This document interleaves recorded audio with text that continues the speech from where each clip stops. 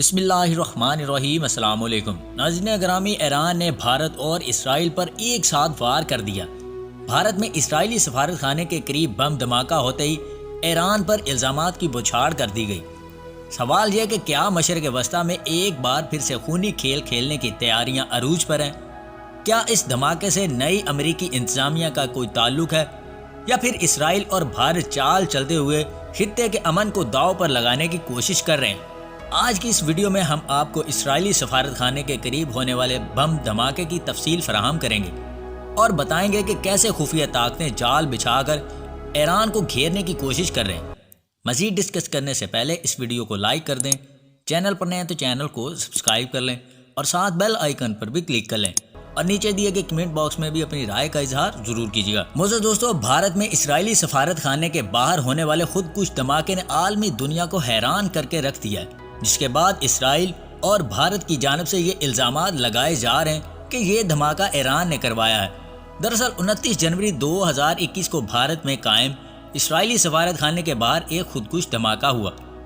Hindustan Times کے مطابق دلی police نے تصدیق کی کہ دارالحکومت میں ابو الکلام روڈ پر سفارت خانے کے باہر دھماکہ ہوا۔ جہاں دھماکہ ہوا وہ علاقہ وجے چوک سے 2 کلومیٹر سے بھی کم فاصلے پر واقع ہے، جہاں 29 جنوری کو بھارتی صدر رام ناتھ کووند اور وزیر اعظم نریندر مودی اور دوسرے سینئر حکومتی حکام ایک تقریب میں اکٹھے ہوئے تھے۔ بھارتی پولیس کی جانب سے یہ بھی کہا گیا کہ پلاسٹک کے تھیلے میں دھماکہ خیز مواد ڈال کر سڑک کے کنارے پر رکھا گیا تھا، اور جہاں وہ پھٹ گیا اور قریب کھڑی 4-5 گاڑیوں کے شیشے ٹوٹ گئے۔ ابتدائی اطلاعات کے مطابق کوئی بھی دھماکے میں زخمی نہیں ہوا۔ اس دھماکے کے بعد گزشتہ روز تازہ ترین اطلاعات یہ سامنے آئی ہیں کہ اس دھماکے کی ذمہ داری لشکر ہند نامی ایک گروپ نے قبول کی ہے اور مزید حملوں کی دھمکیاں بھی دی ہیں۔ تفصیلات کے مطابق بھارتی انٹیلیجنس اداروں نے اس حملے کی تحقیقات شروع کر دی ہیں۔ حملے میں ملوث افراد کو گرفتار کر لیا گیا ہے اور ان سے پوچھ گچھ بھی جاری ہے۔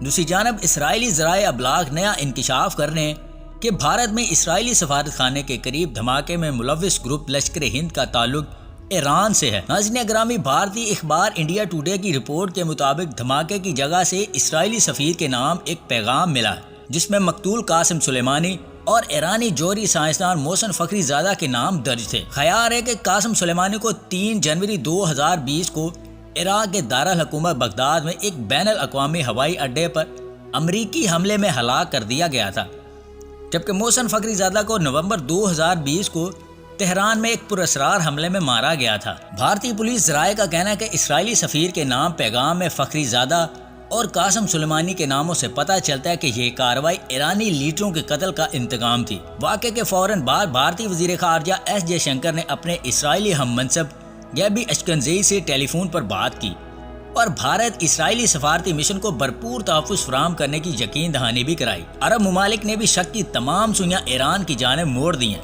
عرب ممالک اور اسرائیل کے علاوہ بھارت بھی ایران کو اس حملے کا ذمہ دار ٹھہرا رہے ہیں، جس سے واضح ہو چکا ہے کہ صہیونی طاقتیں عرب ریاستوں کو ساتھ ملا کر ایران کے خلاف منظم پروپیگنڈا کر رہی ہیں، جبکہ چند تجزیہ نگاروں کا ماننا ہے کہ اس کھیل میں نئی امریکی انتظامیہ کا ہاتھ بھی ہو سکتا ہے، جبکہ اسے ٹرمپ کی سازش سے بھی جوڑا جا رہا ہے تاکہ ایران اور جو بائیڈن انتظامیہ کے مابین تعلقات کشیدہ ہو سکیں۔ اسے اسرائیل کو تسلیم کروانے کے ایک مہرے کے طور پر بھی دیکھا جا رہا ہے۔ بھارت کے بعد کسی اور ملک میں بھی اس قسم کی تخریبی کارروائیاں کروا کر ایران سمیت دیگر اسلامی ممالک پر دباؤ ڈالا جا سکتا ہے کہ وہ اسرائیل کو فی الفور تسلیم کر رہے ہیں۔ معزز دوستو، تازہ ترین حقائق کے مطابق متحدہ عرب امارات، بحرین اور سوڈان کی طرف سے اسرائیل کو تسلیم کرنے کے بعد اب مسلم دنیا یہ دیکھنے کے لیے بیتاب ہے کہ سعودی عرب کب اس راہ پر گامزن ہوتا ہے۔ پاکستان میں بعض حلقوں کی جانب سے اسرائیل کے لیے نرم گوشے کا اظہار کیا جاتا ہے۔ ایک بار پھر مخصوص لبرلز اور مغرب نواز ذہنیت کے حامل بعض تجزیہ نگار کام پر لگ گئے ہیں۔ بات اسرائیل کے وجود کو تسلیم کرنے انکار کی صورت میں ملنے والے فوائد سے متعلق استفسار سے شروع ہوئی ہے۔ متحدہ عرب امارات، بحرین اور سوڈان نے اسرائیل کو تسلیم کیا تو ڈھکے چھپے لفظوں میں یہ بات کہی جانے لگی کہ کہیں گاڑی چھوٹ نہ جائے۔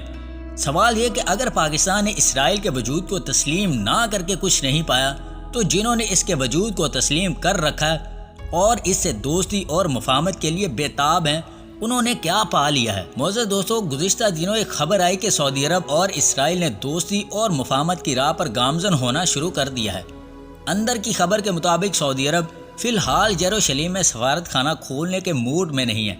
سعودی فرما روا شاہ سلمان بن عبدالعزیز عرب پیس انیشیٹو کی بنا پر 1967 کی جنگ میں اسرائیل کے ہاتھ لگنے والے فلسطینی علاقوں میں خود مختار فلسطینی ریاست قائم کرنے کے حامی ہیں۔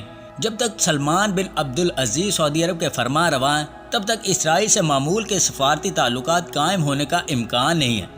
اسرائیل کو تسلیم کرنے کے حوالے سے معاشرے میں ہی نہیں بلکہ سعودی شاہی خاندان میں بھی تناؤ پیدا ہو گیا ہے۔ اس لیے سعودی وزیر خارجہ نے نیتن یاہو اور محمد بن سلمان کی ملاقات کی تردید کی۔ فری کین نے اب تک باضابطہ طور پر اس ملاقات کی تصدیق نہیں کی ہے۔ دوستو ویڈیو پسند آئے تو اسے لائک اور شیئر ضرور کیجیے گا اور مزید ویڈیوز حاصل کرنے کے لیے ہمارے اس چینل کو سبسکرائب کر لیں۔